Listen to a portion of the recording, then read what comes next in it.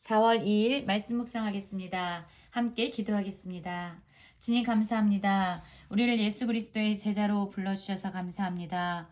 우리가 어떤 상황에서도 어떤 환경에서도 예수 그리스도의 십자가의 길을 뒤따르는, 그래서 부활의 영광 가운데 나아가는 예수 그리스도의 참된 제자가 되게 하여 주시옵소서. 예수님 이름으로 기도했습니다. 아멘. 오늘의 말씀은 누가복음 23장 26절부터 43절까지의 말씀입니다. 말씀을 함께 살펴보시기 전에 개인적으로 말씀을 꼭 읽으시고 묵상하는 시간 가지시기 바랍니다. 23장 26절입니다. 그들이 예수를 끌고 갈 때에 시몬이라는 구레네 사람이 시골에서 오는 것을 붙들어 그에게 십자가를 지워 예수를 따르게 하더라 라는 말씀으로 시작하고 있습니다. 이제 빌라도는 예수 그리스도를 십자가 처형에 넘겨 주었습니다. 그리고 예수님은 이제 그 십자가를 지고 골고다 언덕길로 올라가고 계십니다. 그때 이 군사들은 시몬이라는 구레네 사람이 시골에서 오는 것을 붙들었습니다. 그리고 힘들어서 쓰러져 있는 예수 그리스도의 십자가를 억지로 지게 합니다. 그리고 그로 하여금 시몬으로 하여금 예수님을 뒤따르게 하지요.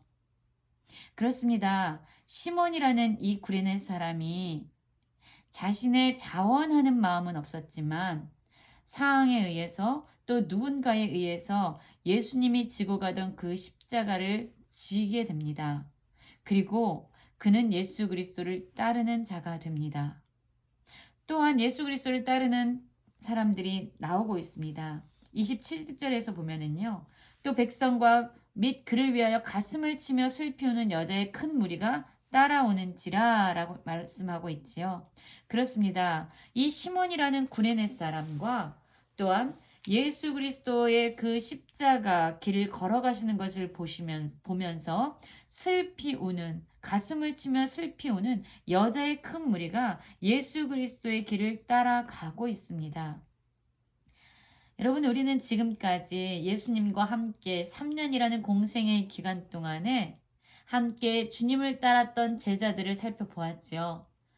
가룟 유다는 예수님을 은 30냥에 팔아 넘겼습니다. 예수님이 죽으시러 가는 곳까지 따라가겠다라고 각오했던 베드로는 예수님을 3번이나 부인했습니다. 그리고 예수님이 체포당하는 모습을 보자 예수님을 따르던 모든 제자들은 하나같이 뿔뿔이 흩어졌습니다.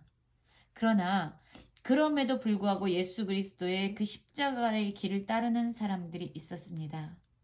예수님의 진정한 제자라면 예수님의 그 십자가의 길을 함께 따르는 자가 되어야 할 것입니다. 예수님께서는 예수님을 보고 슬피 우는 여자들을 향하여 이야기하시지요. 나를 위하여 울지 말아라 라고 얘기합니다. 예수님은 지금 비록 십자가의 죽음의 길로 나아가고 있지만 하나님께서 예수님을 다시 살게 하셔서 부활의 영광을 보게 하실 것을 주님은 알고 계셨던 거죠. 예수님은 자신을 위해서 울지 말고 오히려 너희와 너희 자녀를 위해서 울라라고 말씀하십니다. 예수 그리스도를 믿지 아니함으로 말미암아 하나님의 심판 아래, 하나님의 진노 아래에 놓여 있는 자들을 위해서 울라라고 이야기하는 것입니다. 그리고 나서 32절을 보면은요. 또 다른 두 행악자가 나옵니다.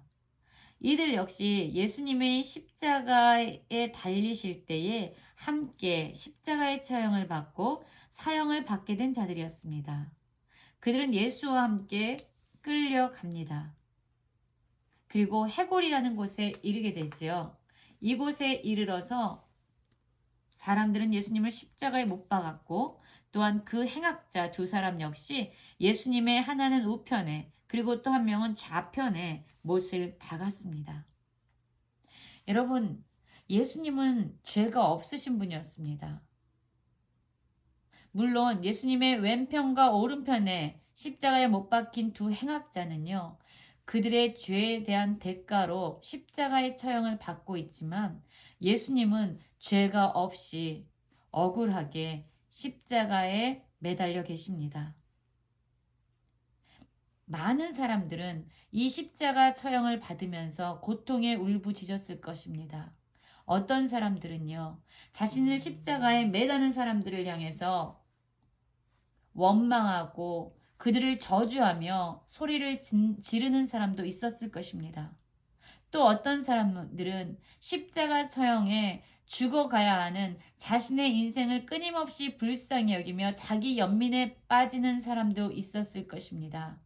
다양한 소리가 십자가 처형 가운데 십자가에 매달린 그 상태에서 많은 소리들이 흘러나왔을 것입니다. 그러나 지금 예수님은요, 가장 극심한 고통에 처해 계시는 이 십자가에서 무엇이라고 말씀하셨습니까? 34절입니다. 이에 예수께서 이르시되 아버지 저들을 사하여 주옵소서 자기들이 하는 것을 알지 못함이니이다 하더라 라고 말씀하고 있습니다. 그렇습니다, 여러분.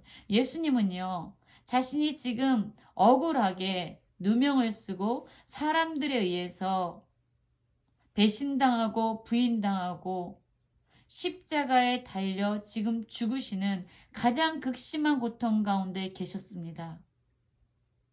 예수님은 자신의 처지에 대해서 비관하시지 않으시고 자신의 십자가에 못 박는 사람들을 향해서 원망과 저주의 말을 쏟아내시지 아니하시고 오히려 하나님 아버지께 저들은 자기들이 하는 것을 알지 못하니 그들의 죄를 용서하여 주십시오 라고 기도하고 있습니다.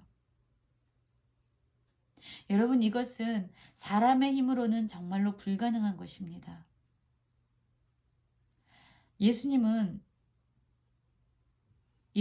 향해서 많은 악을 행하고 죄를 행하는 사람들이 왜 그 일을 하고 있는지 알고 계셨던 거죠. 모든 사람들은 자신들이 하고 있는 일이 옳다라고 생각했기 때문에 죄인지도 모르고 그것을 의로운 일이라고 생각하면서 저지르고 있었습니다. 자기가 하는 일이 무엇인지 알지 못하고 예수님을 십자가에 못 박아 죽게 하는 거지요. 그러나 예수님은 그럼에도 불구하고 그 고통 가운데 용서의 기도를 하고 계십니다. 예수님이 이렇게 고난 가운데 있는데 사람들은 여전히 죄를 멈추지 않고 있습니다. 그들은 예수님의 옷을 나눠서 제비 뽑았고요. 예수님을 구경하면서 비웃고 있습니다. 그리고 그들이 하는 많은 말 중에 가장 핵심적인 말이 있습니다. 바로 이 말이 있죠. 저가 남은 구원하였을 때 만일 하나님이 택하신 자 그리스도이면 자신도 구원할지니라 이렇게 얘기합니다. 또 군인들도 예수님을 희롱하지요. 그러면서 예수님에게 또 이렇게 얘기합니다. 내가 만일 유대인의 왕이면 내가 너를 구원하라 라고 이야기합니다. 그리고 예수님 위에 유대인의 왕이라고 쓴 패가 있었습니다. 또한 예수님 오른편과 왼편에 달린 행악자 중에 한 사람 역시 얘기합니다. 내가 그리스도가 아니냐? 너와 우리를 구원하라 라고 이야기합니다. 예수님을 향해서 얘기하는 거예요. 너 자신을 구원해봐라. 그러면 우리가 믿겠다. 너 하나님의 아들이 아니냐? 그리스도가 아니냐? 유대인의 왕이 아니냐? 그럼 너 자신을 구원해서 우리로 하여금 믿게 해라 라고 이야기하고 있습니다. 여러분, 이들의 말은요, 사단이 예수님을 광야에서 시험할 때 했던 말과 흡사합니다. 성령에 의해서 예수님은 광야로 이끌림을 받으셨습니다. 배가 고프신 상태였어요. 그때 사단이 이야기하죠. 네가 하나님의 아들이거든 돌을 떡덩이가 되게 해서 먹어라 라고 이야기합니다. 지금 광야에서 예수님을 시험했던 사단의 소리, 하나님의 아들이라면 이렇게 고생할 이유가 없지. 정말로 네가 하나님의 아들이면 너 능력을 사용해서 너의 문제를 해결해라. 너의 능력을 사용해서 네가 지금 처해 있는 고통을 제거해라 라고 사단은 이야기했지요. 이 사람들 역시 십자가에서 고통당하시는 예수님을 향해서 이야기하고 있는 겁니다. 네가 정말로 그리스도냐? 하나님의 아들이냐? 그런데 이렇게 십자가의 처형 가운데서 죽어가냐?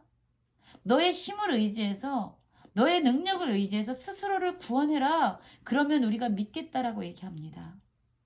그러나 여러분, 우리는 기억해야 합니다. 예수님은 자신의 힘을, 자신의 능력을 의지하지 않으셨습니다. 예수님이 이 세상의 죄인을 구원하시기 위해서 오셨는데 그 길은 죽기까지 하나님의 말씀에 순종하심으로 말미암아 자신의 모든 것을 하나님에게 온전히 의탁하는 믿음을 보여주시는 것이었습니다. 죽기까지 하나님의 말씀에 순종할 때에 하나님께서 친히 하나님을 믿고 신뢰하는 자를 구원하시고 다시 살리시고 부활시키실 것이라는 것을 온전히 믿었기에 예수님은 자신의 힘이 아니라, 자신의 능력이 아니라 하나님을 온전히 믿었던 겁니다.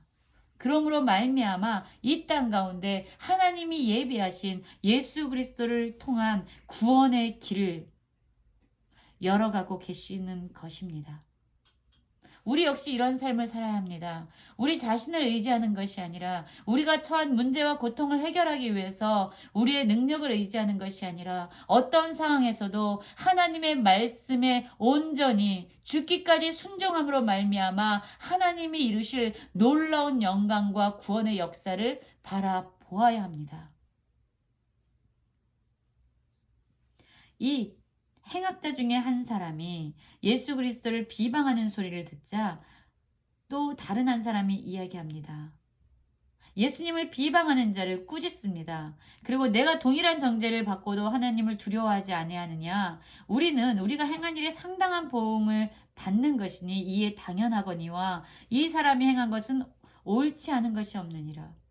예수님이 지금 죄 없이 십자가의 형을 받고 있다는 것을 이 행악자 중에 한 사람은 알고 있었던 겁니다. 그리고 예수님께 간구합니다. 예수여, 당신의 나라에 임하실 때에 나를 기억하소서라고 이야기하죠. 그러자 예수님께서 말씀하십니다. 내가 진실로 내게 이르노니 오늘 내가 나와 함께 낙원에 있으리라. 그렇습니다, 여러분. 이 행악자는요, 지금 어떠한 자신의 선한 행위 때문에 구원받는 것이 아닙니다. 지금 행악자는요, 여태까지 악을 행하고 죄를 행하고 살다가 이제 십자가에서 죽음의 순간 가운데 있는 자였습니다. 그러나 그가 예수 그리스도를 믿고 그에게 자신의 생명을 온전히 의탁할 때에 예수님은 그에게 놀라운 구원을 허락하여 주십니다. 예수 그리스도를 믿음으로 말미암아 구원의 길이 열린 것이지요. 사람의 행위가 아니라 예수 그리스도를 믿는 믿음으로 말미암아 이 사람에게 구원이 허락되어진 것입니다. 우리 역시 예수님이 걸어가신 그 십자가의 길을 예수님과 함께 걸어가기 원합니다. 오직 예수 그리스도를 믿음으로 말미암아 우리에게 구원을 허락하신 하나님 아버지께 온전히 감사할 수 있는 하루 되시기를 간절히 기도합니다.